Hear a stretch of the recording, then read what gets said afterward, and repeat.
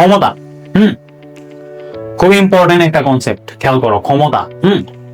কোন একটি হচ্ছে কাজ করার হারকে, হার যখনই আমি বলবো তখন নিচে কোন একটা কিছুর সময় চলে আসবে। হার বললেই কি নিচে সময় দিয়ে ভাগ দিতে হবে।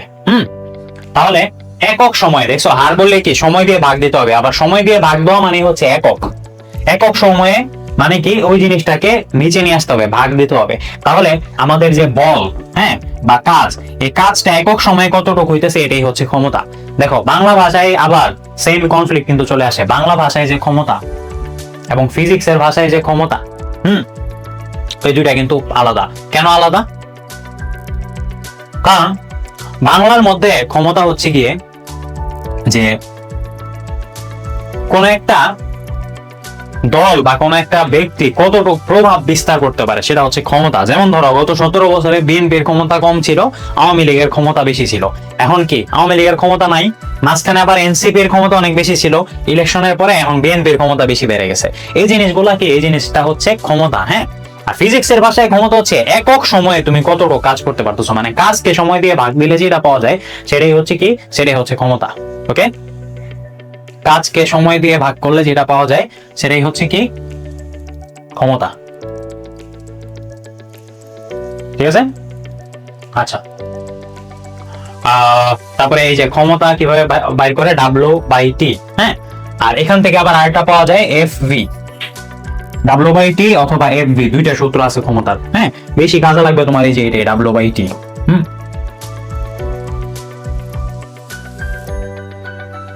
আচ্ছা, তাহলে SI একক কি, ক্ষমতার একক ওয়াট।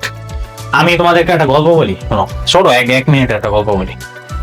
আমি বেড়াইতে গেছি কয়েকদিন আগে আমার মামার বাসায় আর কি। ঠিক আছে, তো আমার মামা তো বোন, ও হচ্ছে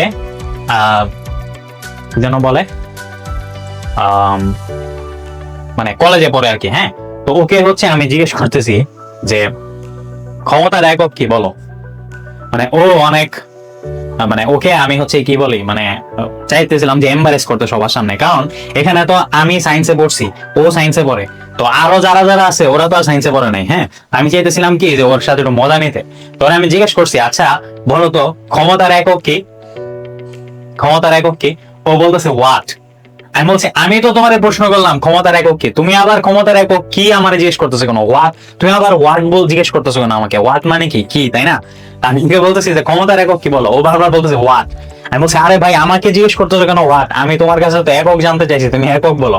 ও বলতেছে ক্ষমতার একক ওয়াট। আমি আবারও বলতেছি ক্ষমতার একক ওয়াট, এটাই তো আমি জানতে চাইতেছি যে what is the unit of power. ও বারবার বলতেছে ওয়াট মানে কি। তো আশেপাশে যারা বোঝা ছিল ওরা মনে করতেছে কি যে ও আসলে জানে না জিনিসটা, এই জন্য বারবার আমার কাছে জিজ্ঞেস করতেছে। আমি তো বুঝছি ওরে আমি কোন জালে ভাসাই দিছি। হ্যাঁ, পরে হচ্ছে বিরক্ত হয়ে ওইটা চলে গেছে। ঠিক আছে, আচ্ছা যাই হোক, তো ক্ষমতার SI একক হচ্ছে ওয়াট। হ্যাঁ, আর এটাকে আমরা যদি মানে ইয়েতে লিখি, মানে ভেঙে লিখি, তাহলে হচ্ছে জুল পার সেকেন্ড।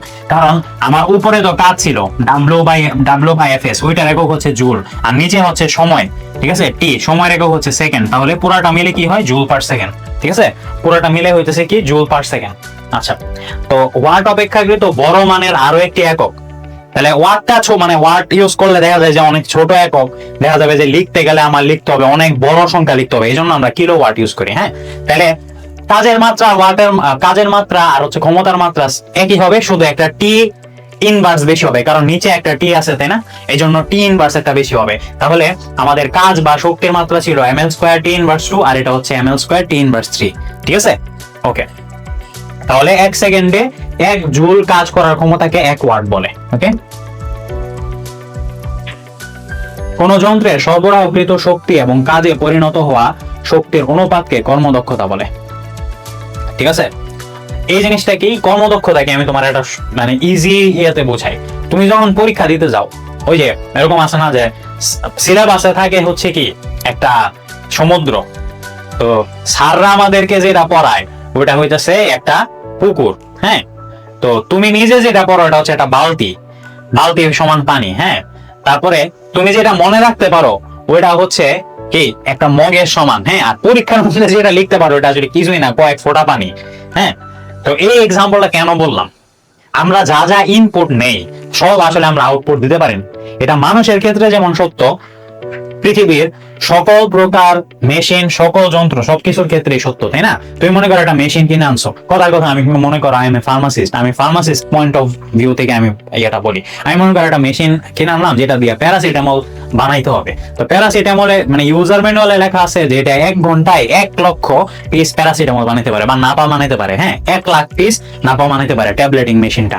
এখন আমি প্রতিবারই দেখবো কি যে আসলে 1 লাখ পিস সে বানাইতেছে না, সে 90,000 বানাইতেছে, 95,000 বানাইতেছে, 97,000 বানাইতেছে, বাট সে কি করতে পারে না, সে হচ্ছে কি সে 1 লাখ পিস সে আর বানাইতে পারে না। ঠিক আছে, তার মানে কি তাকে আমি ইনপুট দিছি কতটুক, মানে তার কতটুক বানাইতে পারার কথা 1 লাখ, তাই না? 1 লাখ, আর সে বানাইতেছে কতটুক, আউটপুট 90,000, তাই না? লাগাও ভাগ, লাগা বিদেশ বলে না, তখন লাগা ভাগ। তো ভাগ যদি লাগাও তাহলে কি পাইতেছি আমরা 0.9, তাই না? 0.9, এই 0.9টাই হচ্ছে আমার কর্মদক্ষতা। মানে তুমি যা দিছো, যা তুমি পড়ছো, এটা হচ্ছে ইনপুট। 1 লাখ শব্দ পড়ছো, পরীক্ষার হলে গেলে লিখতে পারছো 90,000 শব্দ, ঠিক আছে? তাহলে তোমার যে কর্মদক্ষতা সেটা হচ্ছে 0.9। হ্যাঁ, 0.9, অথবা আমি যদি পার্সেন্টেজে হিসাব করি তাহলে হচ্ছে কি 90%। তাহলে কর্মদক্ষতা, সর্বোচ্চ কর্মদক্ষতা হচ্ছে 1 বা 1%, বা কোনো যন্ত্রেরই 100% পাওয়া যাবে না। 1 লাখ ট্যাবলেট বানানোর কথা সে 1 লাখ বানাতে পারবে না, আর একটু কমই বানাবে, কারণ বিভিন্ন ভাবে বিভিন্ন এনার্জি এটা সেটা সেদিকে হয়ে যাবে। হ্যাঁ, মানে সিস্টেম লস হয়ে যাবে। আর এখানে আরেকটা ইম্পর্টেন্ট নিয়ে আছে, সেটা হচ্ছে 1 হর্স পাওয়ার হচ্ছে 746 ওয়াট। ঠিক আছে, এটা কিন্তু পরীক্ষায় আসে যে 1 হর্স পাওয়ার 1 এইচপি মানে কি 746 ওয়াট। হ্যাঁ, আর কর্মদক্ষতা নরমালি হচ্ছে কোনো একক নাই। হ্যাঁ, কর্মদক্ষতার কি নাই, একক নাই।